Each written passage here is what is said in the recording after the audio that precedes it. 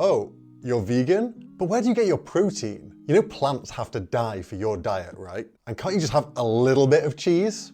Not again.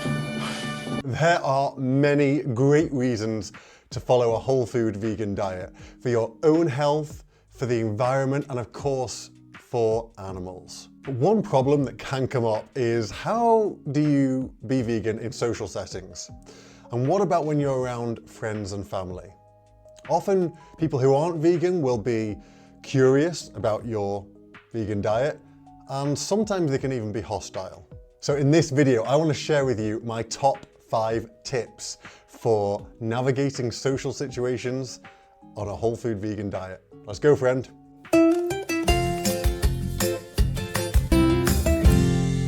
I'm Dr. Ryan Williams, your host and the founder of Growing Pure, where I help you make vegan cooking and health fast, simple, and mind-blowingly tasty. All right, my number 1 tip is to try and be a role model of health, happiness, and vitality. Now, unfortunately, there's a massive double standard when you're a vegan. You will be held to much higher health standards than someone who's not vegan. Now, is this fair? No, not even slightly. But it's the way it is. Got a cold? Have you got a headache? You've broken your leg? Must be the vegan diet. I'm joking, but there is a grain of truth to this, right? Being vegan is still quite foreign to a lot of people, and many people, because of decades of marketing and just the general societal zeitgeist around diet, will think that you're likely to become frail and drop dead on a vegan diet, which of course is not even remotely true. However, I think I've noticed this trend starting to change. Most people that I speak to at least know someone else in their life who is vegan and is in good health. So I think the tide is starting to turn on this, but we're probably still not there yet. So I find a good strategy here is to just kind of, as far as you can, head these criticisms off at the pass by being a role model of great health. And here, I find that actions speak a lot louder than words, right? You don't need to argue with people or try and convince them that a vegan diet is healthy. Just embody a great, happy, healthy lifestyle yourself and let them see it. No one will be able to argue with the health benefits you'll very likely achieve with a whole food vegan diet.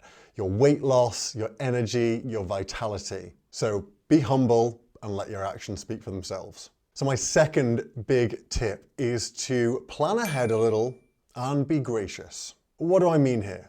Well, it's often really helpful in social settings to just give people a little bit of a heads up.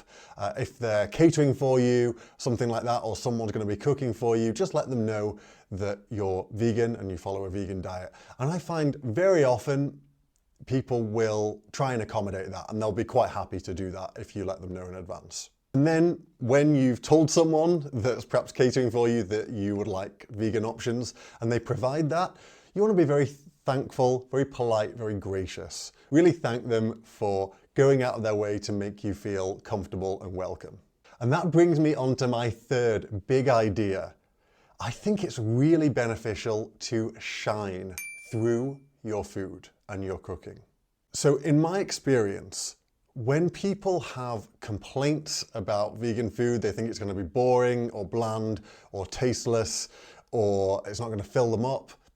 The best way to combat that belief is to just cook a dish for them that tastes fantastic, that's nourishing, that's wholesome, and let them prove to themselves that your vegan meals are delightful. So I would suggest to you that you offer to cook, you take the initiative, you step out there and really put your front foot forward and start showing people how fantastic your vegan meals are. So maybe you're going to some kind of buffet event where everyone's bringing something.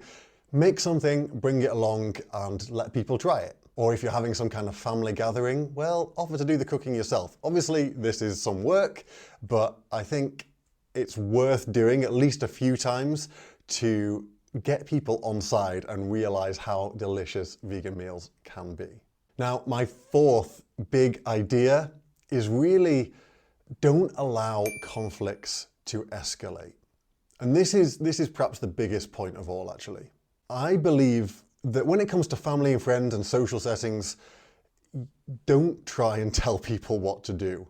And don't be too forceful with your beliefs. Let me explain here.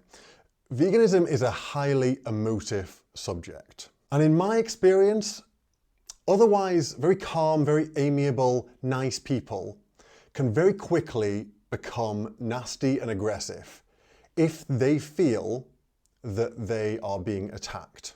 And really an operative phrase there is they feel, right? You may not be intending to attack them whatsoever, but they can very often interpret it that way very quickly. From what I've seen, I believe that most people hold a level of discomfort in their minds and in their heart around eating animals, even if they're not vegan. They often feel somewhere deep down inside them that it's not right, but they don't want to give it up. So they're holding these conflicting beliefs in their minds. And this creates this cognitive dissonance. On the one hand, they love animals, they're probably against animal cruelty, but on the other hand, somewhere at the back of their mind, they know that eating animals causes them harm and is cruel.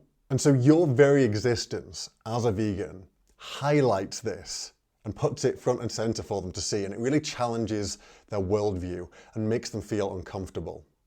And this, I tend to find, can make people very quick to anger. Their temper gets very, very short when this topic can be brought up.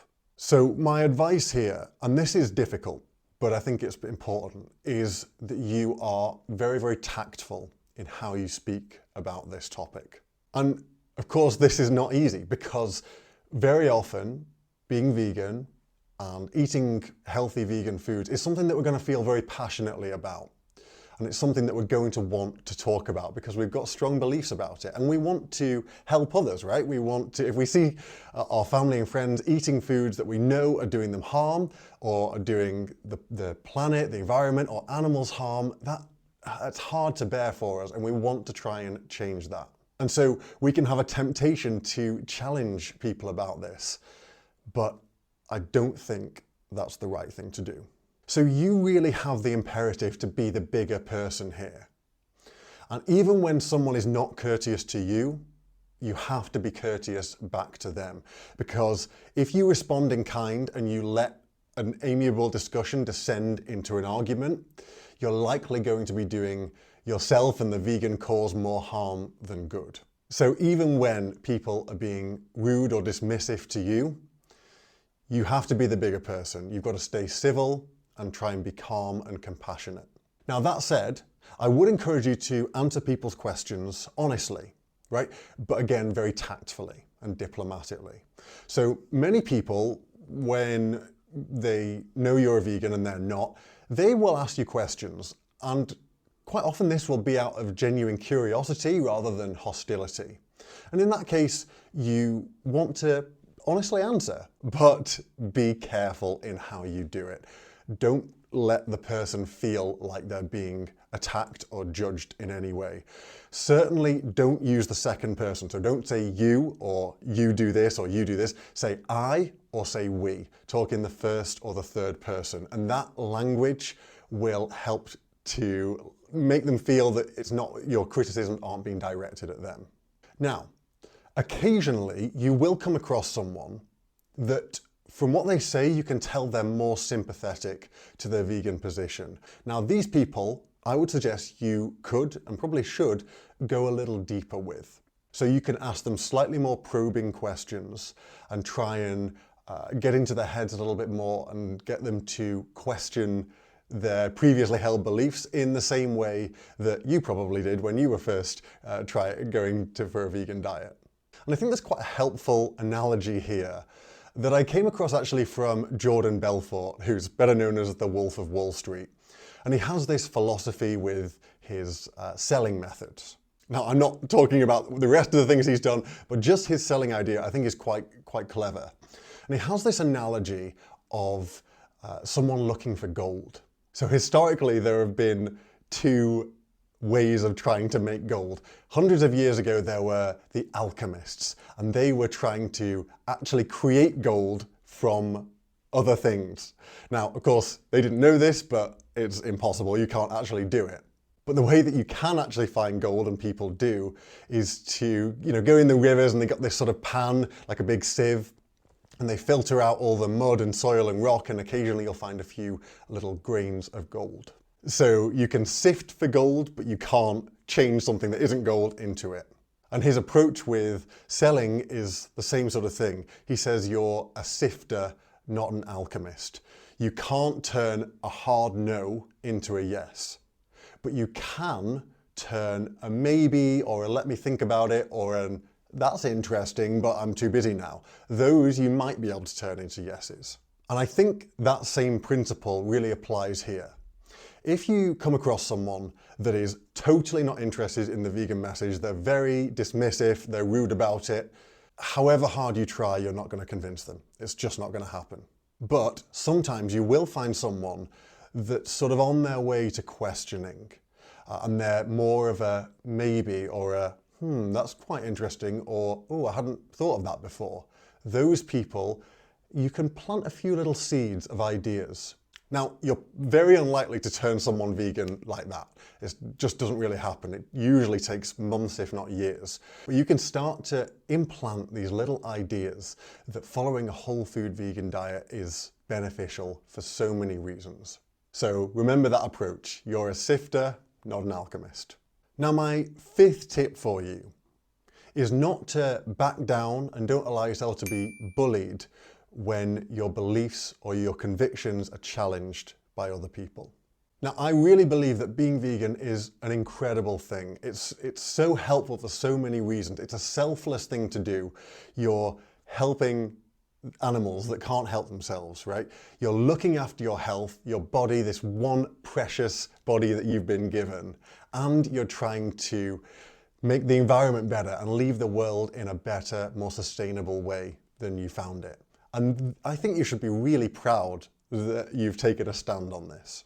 And not that many people are doing it, right? And it's hard to go against the grain of what's considered normal. So you really should feel pride in your decision. And truth be told, I am 100% convinced that one day history will vindicate the vegans of the early 21st century as pioneers. But we are not there yet. So in the meantime, I think it's an incredible thing to stand up for your beliefs and for those that can't defend themselves. So with that in mind, I would really encourage you to not give in when people say things like, oh, just have a little bit of bacon, or oh, one slice of cheese won't hurt you, or oh, the cow's already dead, just have some. Now, these people might be well-intentioned, but they're asking you to cross an ethical line.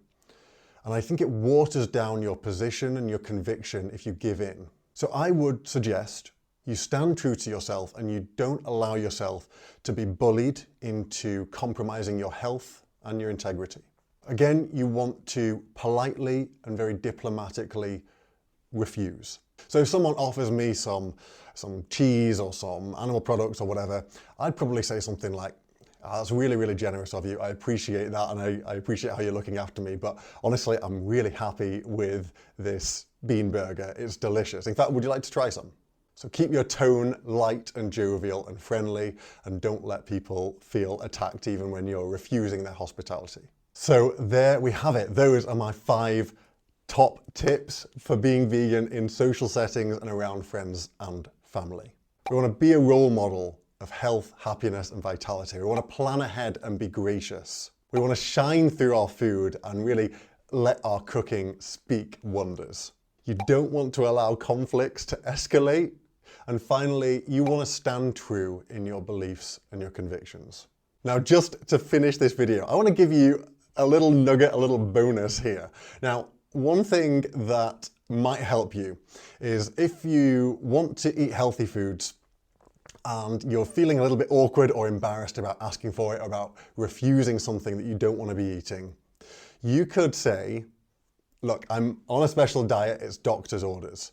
Now, it might not be ethical to totally make that up, but I do have a PhD, so I am a doctor of chemistry, and I'm giving you permission that I'm telling you to eat this way. So you can legitimately, truthfully say it's doctor's orders that you should be eating this way. If that's a helpful little excuse for you if you'd like. Now, if you have any top tips about navigating social settings or friends and family on a vegan diet, let me know down in the comments. I'm sure people have developed their own little strategies and ideas that can really help us here. So if we can share some different ideas, I think that'd be really helpful to everyone that watches this video. Now, friend, if you have enjoyed this video, I recently made a video that I really think would be helpful also. It's my 9 greatest vegan food lessons. If you would like to watch that video, you can click right here to watch that. I want to thank you so much for watching, and I will see you in the next video.